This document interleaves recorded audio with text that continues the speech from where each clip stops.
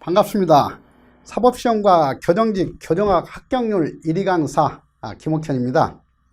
2021년부터는 7급 교정직 시험은 피셋을 거쳐서 교정학, 헌법, 행정법, 형사소송법 등 전공 과목만 실시하게 되었고, 9급 교정직 시험에서는 2022년부터 교정학개론이 필수 과목으로 개편이 되었습니다. 이에 따라서 출제 경향과 난이도가 상당히 큰 폭으로 변화될 것으로 예상되고 있죠. 그래서 오늘은 2022년도 교정학 수험 전략을 과학적으로 분석하고 대비하는 시간을 갖도록 하겠습니다.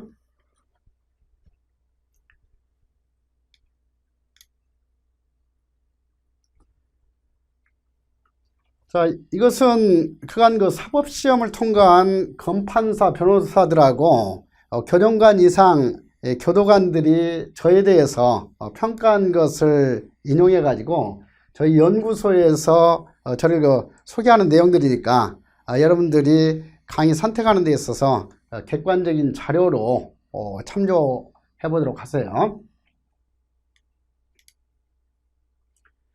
그리고 이것은 이제 그간에 내가 저술했던 그런 교재들이죠.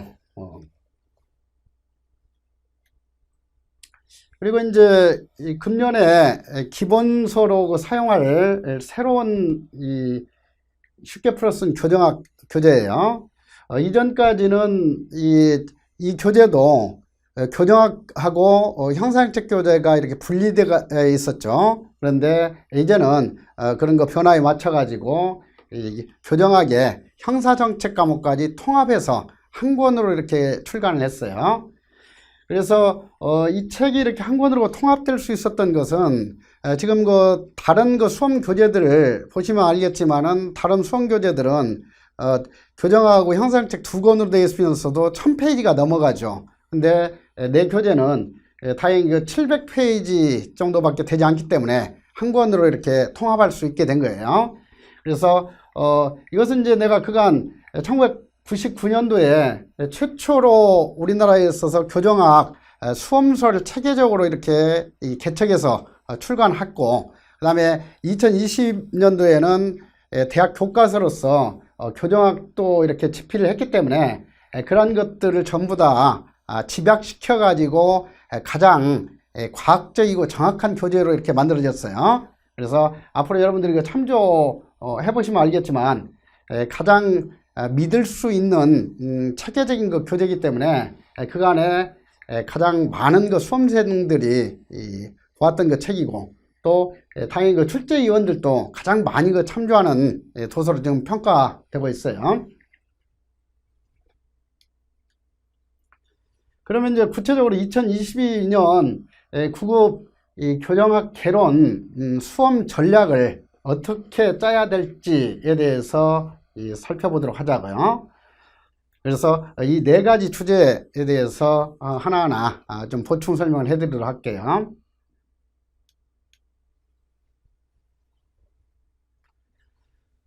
그간에 이 교정학 개론은 선택 과목이었기 때문에 이 필수 과목에 비해서는 이 득점 비중도 적었고, 또 어떻게 보면은 교정직에 있어서도 주변 과목이 될 수밖에 없었죠.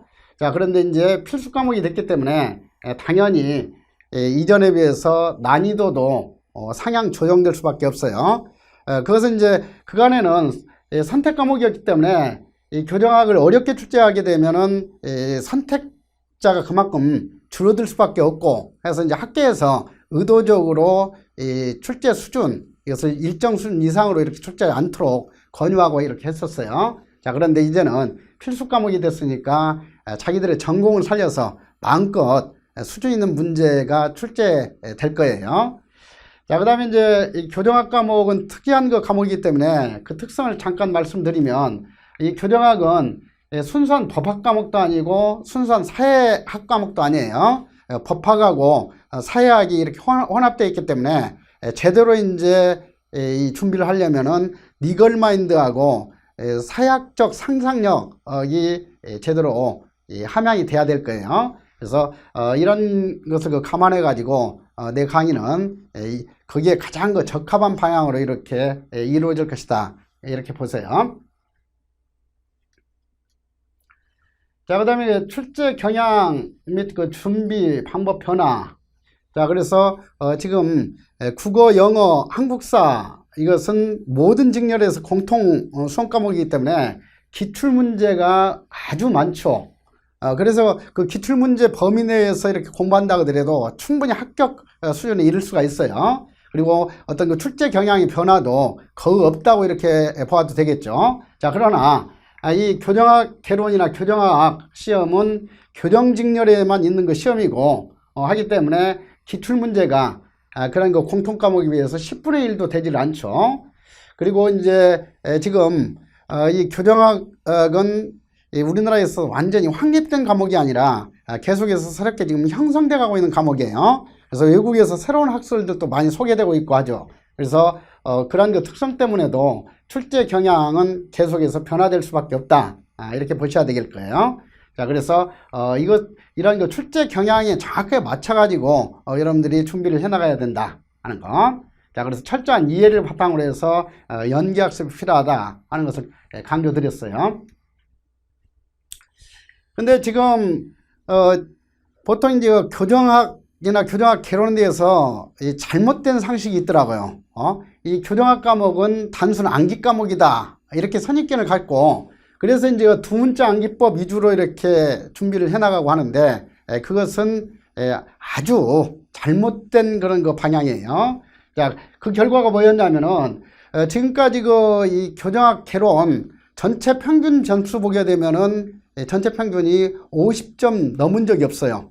그런데 2016년 이후에 내가 다시 이 교정학 강의 복귀해 가지고 나하고 같이 공부했던 사람들은 보통 평균 점수가 80점 정도 됐었죠. 그러니까 단순히 이렇게 암기식으로 공부하게 되면은 60점 넘기기도 어렵다 하는 것을 확인할 수 있을 거예요. 자, 근데 제대로 이해 위주로 연계해서 학습을 하게 되면은 웬만하면은 80점 이상 다 넘어요. 자, 그래서 그런 그 학습 효과, 이런 것을 앞으로 여러분들이 좀 체험할 수 있도록 해야 할 거예요. 자, 좀 더 내가 강조하는 이런 그 연계학습법과 이해학습법에 대해서 좀 설명을 드린다면, 이런 그 연계학습법과 이해학습법, 이것이 뭐 한두 해 사이에 이렇게 나타난 방법이 아니에요.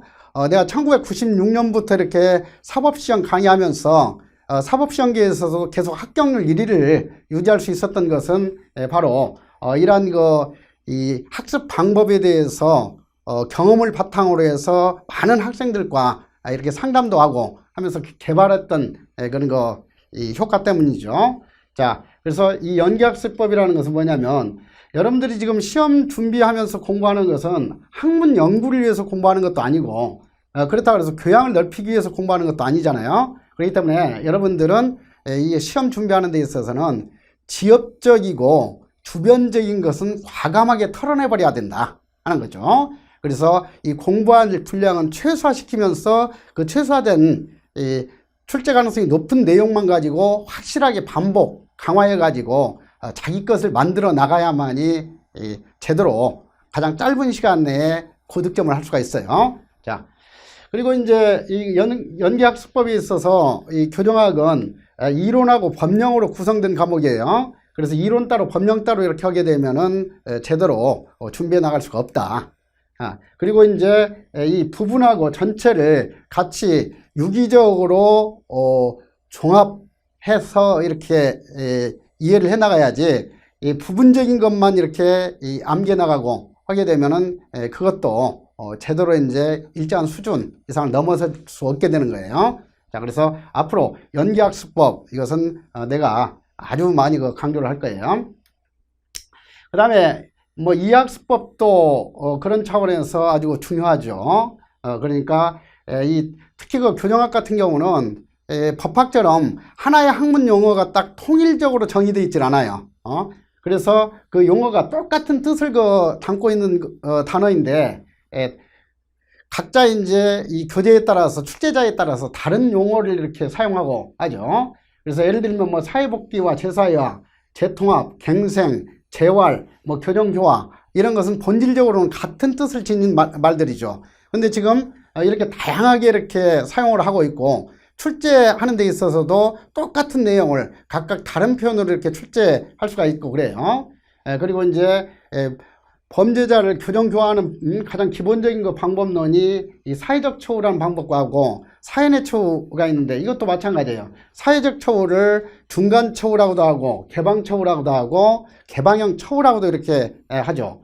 그리고 사연의 처우 이것은 교정시설이 수용하지 않고 지역사회에서 생활하도록 하면서 이제 교화시키는 방법인데 그래서 비시설 처우라고도 하고 사회형 처우 또는 지역사회 교정이라고도 이렇게 일컫고 있죠. 자, 그래서 이렇게 용어가 다양하게 사용되고 있기 때문에 본질적인 그런 의미를 제대로 이해만 한다면 이런 것들이 자연스럽게 이제 다 똑같은 뜻을 지닌 단어들이다. 이런 것이 파악이 될 거죠. 자, 그래서 암기할 분량도 그만큼 줄어들고 또 이해를 바탕으로 재미있게 효율적으로 공부해 나갈 수가 있어요.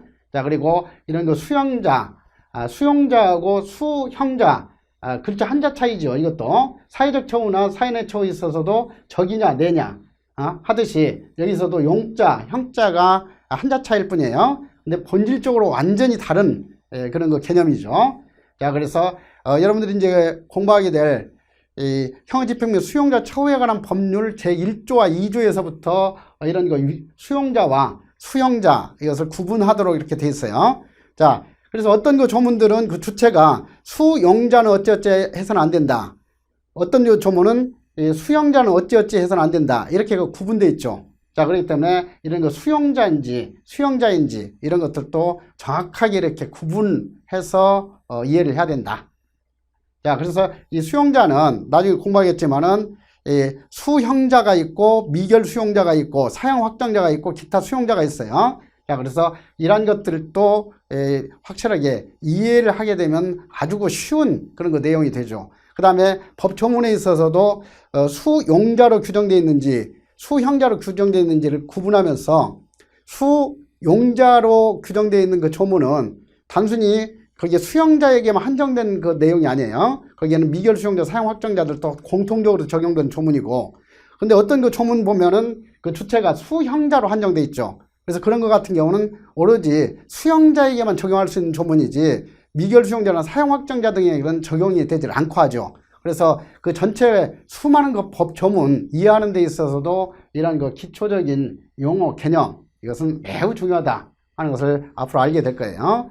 그 다음에 이제 뭐 형사정책편에 가서 소년법에서도 이 보호처분 절차에 대해서 소년법이 주로 규정을 하고 있죠. 그런데 이 형사처분에 대한 특칙조항도 여러 개가 있어요. 그래서 이 소년법 분야에서도 이 보호처분이나 형사처분에 대해서 본질적으로 이해가 되어 있지 않으면은 완전히 이제 그 뒤죽박죽이 돼가지고 제대로 문제를 풀 수 없게 되고 한다는 것을 알게 될 거예요. 자, 그래서 이해학습법, 연계학습법은 가장 중요한 그런 거 바탕이 된다 하는 것을 여러분들이 알아두실 필요가 있어요. 그러면 뭐 아무리 좋은 뭐 학습법이라고 하더라도 실제 수험생들에게 별로 효과가 없다면은 그것은 별 의미가 없는 거잖아요. 자, 그래서 이것도 이제 여러분들이 항상 어떤 것에 대해서 그냥 무조건 그것에 대해서 이렇게 받아들이거나 거부하려고 하지 말고 객관적인 자료를 통해서 이제 그것을 분석해서 평가하도록 하세요. 자, 그래서 그 이해학습법, 연계학습법을 내가 2016년 이 공단기에서 다시 이 교정기 강의 시작하면서 적용했는데 그 결과들에 대해서는 지금 여러분들이 교정보호단기 강의 후기란에 들어가 보시면은 100개 이상의 강의 후기가 있어요. 자, 그래서 그 중에서 뭐 98% 정도는 다 아주 긍정적으로 이렇게 평가를 해주고 있죠. 그리고 일부 2% 정도만 이제 부정적인 어떤 평가가 나오기도 하고 하던데, 아무튼 그 객관적으로 이렇게 한번 검증해 볼 필요가 있어요. 자, 이 학생 같은 경우에는 20년 국가직 9급 합격자로서 95점 득점했던 학생인 것 같아요. 자, 그래서 커리 막바지에는 정말 그 어려웠던 내용들이 저도 모르는 사이에 암기가 되어 있다는 것이 정말 신기했습니다. 그 내용들이 상당 부분 나와서 다른 지문은 보지도 않고 풀었던 문제가 꽤 있습니다. 이것은 이제 내가 그 강의를 하면서 그 학습 내용에서는 주로 어떤 내용이 출제될 것이고 또 출제할 때는 어떤 것에 주의해서 해야 된다. 그리고 그런 부분이 또 함정으로는 어떻게 이렇게 변형이 될 것이다. 이런 것까지 구체적으로 자주 이제 반복해서 제시를 하죠. 그렇게 되면 이제 문제를 풀 때 다음 중 옳은 것은 이렇게 해가지고 1번 지문에 옳은 내용이 들어있다 하면 2, 3, 4번 지문을 구태여 읽을 필요도 없는 거예요. 그러니까 확실하게 이렇게 어떤 그 주제를 이해하는 것이 중요하지 뭐 회독수 늘리고 이런 것이 그 중요한 게 아니에요. 자, 그래서 앞으로 그런 것들이 여러분들이 이제 시험장에서 확인하게 될 거예요. 그 다음에 이 친구도 이제 시험 실시하기 전에 약 한 달 전쯤 아주 다급해가지고 나한테 이제 그 전화로 상담이 들어왔었어요. 자, 그래서 이제 이 친구도 다른 직렬을 준비하다가 아마 그 교정교육으로 바꿨다고 내가 들었었는데 그때 이제 다른 직렬 준비했기 때문에 국어, 영어, 한국사 이것은 이제 어느 정도 이제 합격 수준을 이르렀는데 이 교정학하고 형사소송법을 새롭게 공부를 했는데 교정학도 이제 이전에 다른 교재 가지고 다른 강의 통해서 공부했던 거다고 했었어요. 자, 그런데 막상 시험 한 달 정도 남겨두니까 완전히 그냥 백지 상태가 되더라. 그것은 왜 그랬냐면 단순 암기식으로 공부했기 때문에 그래요. 그래서 내가 이 객관식 이 기출 예상 문제 강의를 중심으로 해가지고 그것만 반복해서 들으면 충분히 합격에 이를 수 있다 했는데 다행히 그렇게 적중이 됐었던 것 같아요. 그래서 시험 한 달에 남겨둔 시점에서 교정학을 처음 보는 것과 같이 생소하게 느껴져서 정말 절망적이었습니다. 자책하다가 우연히 김옥균 교수님의 강의를 듣게 됐습니다. 꾹 참고 완강하고 나니 어느새 하나로 연결고리처럼 완성됨을 느꼈습니다. 그래서 한 달의 기적이라는 제목으로 그 강의 후기 올라 있으니까 보세요. 그래서 이 친구도 90점 득점해가지고 합격했죠. 자, 그 다음 뭐 시험 출제하는 거 출제위원들의 그 심리를 잘 꿰뚫어서 어느 부분에서 출제를 할지 어떤 부분에서 함정을 파놓을지 잘 캐치하는 것이 중요합니다. 교수님께서 강의 중에 항상 강조하는 부분도 이 부분입니다. 출제위원의 심리를 잘 알고 계시기 때문에 그러한 것들을 수험생들에게 잘 전달해 주시는 부분이 탁월하십니다. 자, 나는 이제 이 교정학 강의하면서 그 전공으로서 교정심리학이나 범죄심리학도 중요하다고 하지만 여러분들에게 가장 중요한 것은 이 출제심리학이다 하는 것을 강조를 해요. 그래서 단순히 어떤 것 문제라든가 이론 설명할 때 그냥 평면적으로 이렇게 설명하는 것이 아니라 출제자들이 이것 가지고는 앞으로 어떻게 변형시켜서 문제를 출제할 것이다 이런 것까지 구체적으로 많이 제시를 하죠. 자, 그 효과를 봤던 것 같아요.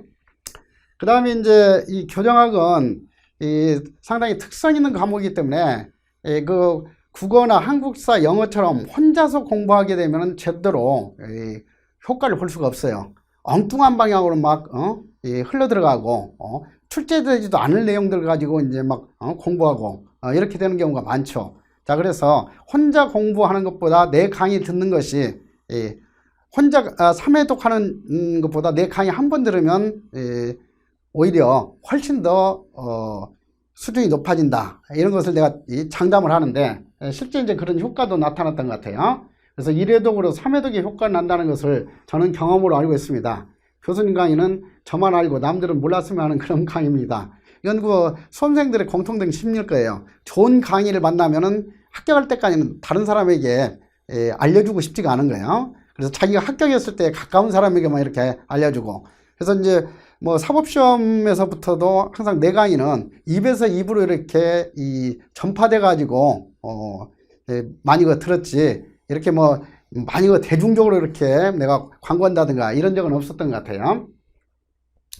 자, 그래서 여러분들이 이제 중요한 것이 인터넷에 떠도는 그 정보 이런 거 참조하려고 해서는 절대 안 돼요. 그것은 오히려 오랫동안 공부하면서 떨어지는 것만 거기에 알려져 있는 내용들이기 때문에 그런 걸 절대 참고해서는 안 되고, 여러분들이 이제 수험 방법론이라든가 이런 것도 합격자들이 이렇게 제시하는 것만 좀 참조하도록 하세요. 이것은 교정학만이 아니고 모든 과목이 마찬가지죠. 그 다음에 이 교정학은 이 교정학편하고 형사정책편 두 분야로 구성이 되어 있어요. 그래서 이제 이것은 시험도 사법시험이나 보직시험에서는 형사정책이라는 과목으로 출제가 되고 있고, 그 다음에 여러분들 시험에 있어서는 교정학개론과 교정학으로 시험 과목이 돼 있죠. 자, 그래서 이제 그 출제 비중이나 공부 방법, 이것도 특색 있게 이렇게 해야지 형사정책 공부하듯이 이렇게 해서는 안 돼요. 자, 그래서 출제 비중도 교정학 시험에서 형사정책 비중은 약 30에서 40%밖에 되질 않죠. 그 다음에 이제 이 교정학은 이론하고 법령으로 구성된 과목이에요. 근데 시험 출제는 이 법령 문제가 이 65에서 75% 정도로 월등히 높죠. 그것은 이제 왜 그러냐면 출제 교수들의 80% 이상이 형사법 전공자들이에요. 그래서 이 법령 관련 출제 비중이 훨씬 높다. 그리고 주로 이제 기본 이론을 체계적으로 들은 사람 같으면 이론에서는 절대 틀리질 않아요. 근데 이제 법령, 이것은 조문들도 많고 교묘하게 함정도 많이 이렇게 만들어내고 하기 때문에 이 법령은 효율적으로 제대로 준비하지 않으면은 득점하기가 매우 어려운 분야죠. 자, 그래서 앞으로 여러분들은 주로 법령 위주로 이렇게 준비를 해 나가도록 해야 돼요. 그 다음에 이제 내 커리큘럼에 대해서 좀 구체적으로 설명을 해주면, 지금 이 커리는 내가 20년 이상 이제 사법시험 강의하면서 과학적으로 분석해서 이제 완성해 나간 그런 거 커리예요. 그래서 2016년 이제 강의 교정학 강의 복귀해가지고도 교정학 시험에 맞는 이제 커리 이것을 제대로 만들어내야 되겠다 해가지고 우리 연구소에서 그 연구자들하고 내가 이제 아주 심도 있게 과학적으로 분석해서 2020년 작년에 완성한 그 커리 단계예요. 자, 그래서 앞으로 이 커리를 활용하시면은 아마 가장 효율적으로 합격에 이를 수 있지 않나 이런 확신이 들어요. 자, 그래서 이제 1단계에서 5단계 이 커리가 있는데 1단계에는 이 교정학하고 형사정책 기본 강의죠. 그렇기 때문에 초시자들은 반드시 필수로 이렇게 수강해야 할 내용들이에요. 그 다음에 이제 2단계에 있어서는 1단계에서 공부했던 내용이 실제 기출문제를 통해서 어떻게 출제되는가 이것을 익히게 되고, 그 다음에 또 출제 경향이 계속 변화 확대되고 있기 때문에 새로운 예상 문제까지 2단계에서 이렇게 확실하게 준비를 할 수 있게 돼요. 자, 그래서 1단계, 2단계 이것은 필수 코스다 이렇게 생각하시면 될 거고, 그 다음에 이제 1단계, 2단계에서 95% 이상 이제 이 준비가 되지만 시험이라는 것은 알고 있는 것만 가지고 이렇게 득점하는 게 아니에요. 알고 있는 내용을 계속 이 반복 강화 학습을 해야만이 확실히 내 것이 돼 가지고 그것이 점수하고 연결이 되죠. 그래서 3단계, 4단계 이것은 이렇게 이 부족한 부분을 보완할 수 있도록 이렇게 짜여져 있죠.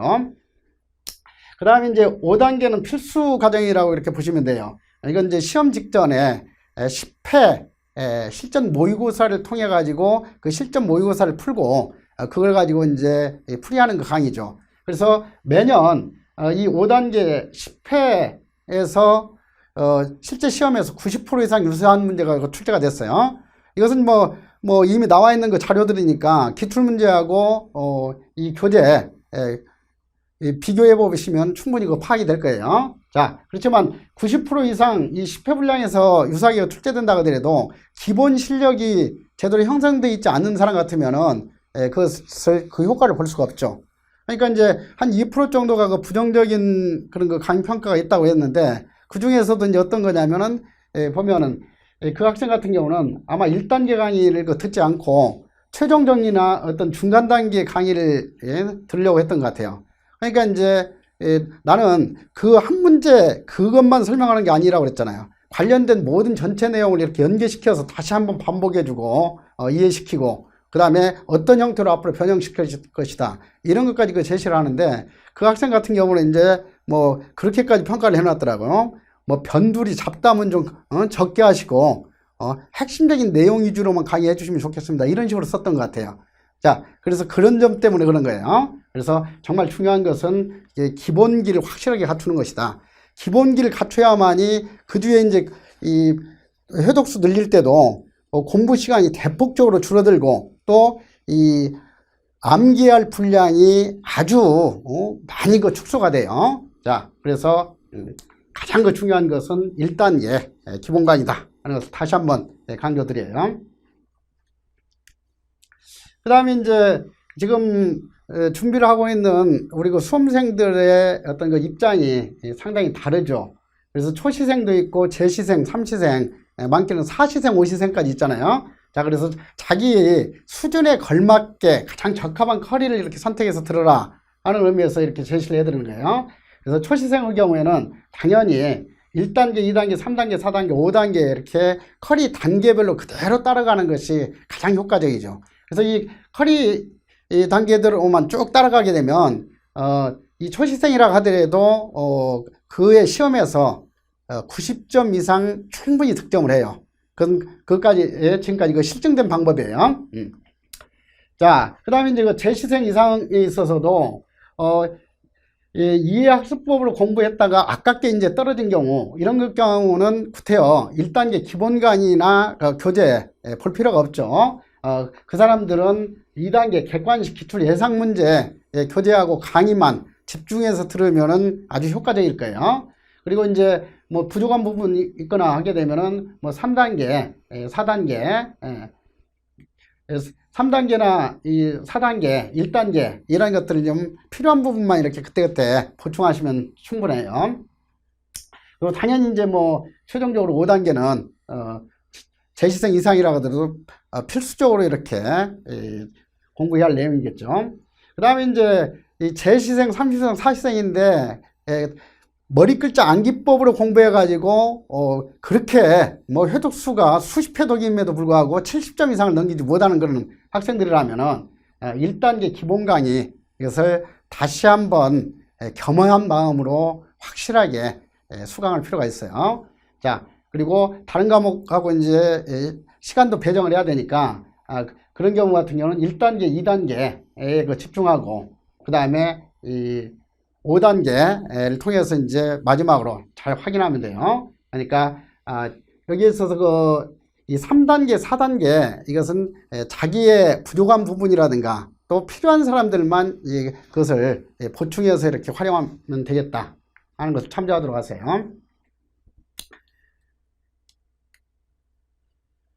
자, 그 다음에 1단계 기본 강의의 특징도 다시 한번 말씀드리면 지금 이 교정학 이것은 그간에 잘못 알려졌듯이 단순 암기 과목이 아니다 하는 것을 이해를 하셔야 돼요.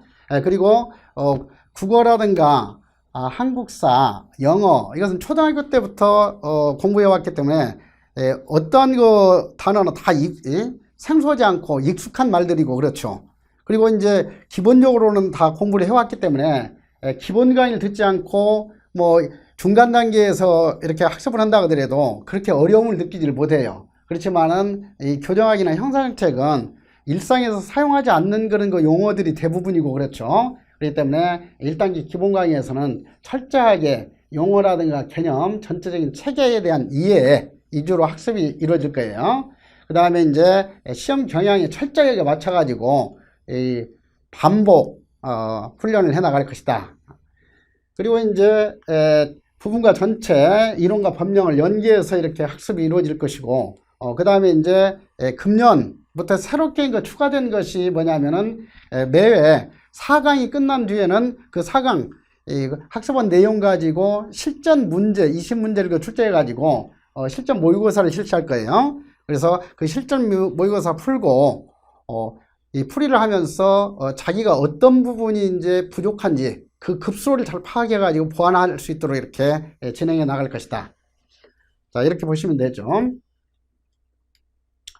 그 다음에 이제 강의 교재도 간략하게 소개하면은 지금 이 강의 교재는 이 기본서로는 이 쉽게 풀어쓴 교정학 이 책을 가지고 이렇게 할 거고, 그 다음에 이제 이 부교재로 교정학 법령 해설집하고 동시에 나갈 거예요. 근데 이 교정학 법령 해설집, 이것은 1단계 부교재뿐만 아니라 1단계에서 5단계까지 항상 나는 법령집을 매우 강조하면서 연계시켜서 이렇게 강의를 해요. 자, 그러니까 그걸 좀 참조하시고, 그래서 이 강의 교재도 여러분이 보시면 알겠지만은 이 단원별로 OX 핵심 정리 문제가 있어가지고 그 공부한 내용이 실제 시험하고는 어떻게 연계가 되는지 이런 것을 확인할 수 있도록 해줬고, 그 다음에 이제 그 OX 문제만 가지고는 좀 부족하기 때문에 학습한 내용이 실제로는 어떻게 구체적인 문제가 만들어지는지 이것을